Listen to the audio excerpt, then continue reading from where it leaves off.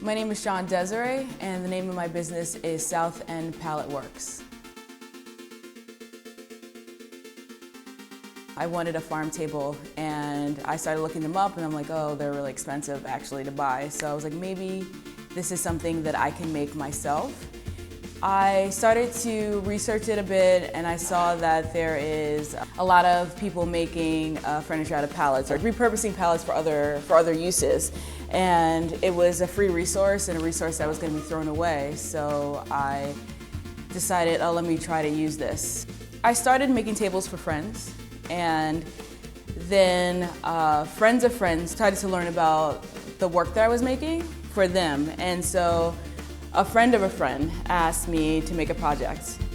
Once I was able to successfully meet someone's needs, I knew that I could turn it into more of a business and a way for me to sustain myself. I first heard about the center of gravity because I was actually just walking around in Troy, and it was when it was in the old space. I was just walking past it, and you could see through the windows, and I saw that there was a wood shop inside. I think probably the next day or the next time I was in Troy, I just went in and asked a couple questions, like how does this work? Can I use this wood shop? Is this like a membership thing? And I found out that anyone could become a member, and it was pretty affordable. And so that's how I found out about it. I just happened to see it in the window, and then I went in the next time and asked some questions.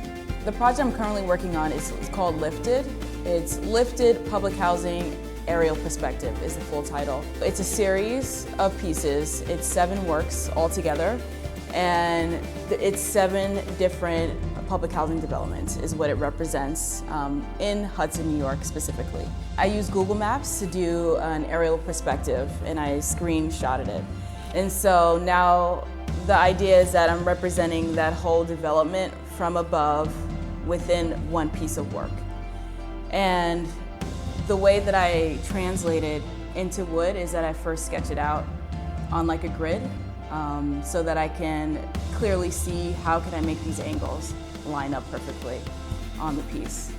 I don't want to just like take from a community or take from a place and use it for my own good, with my own use. I want to make sure I'm giving back.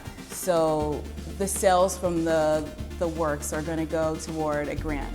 So a portion of the profits will be a grant for anyone living in Hudson Public Housing specifically that is an artist or a maker. So kind of like support another person fulfill their dreams. Around the shop, I'm like someone they know that they can give their scraps to, like scraps of wood, like little bits, because I'll use like tiny pieces.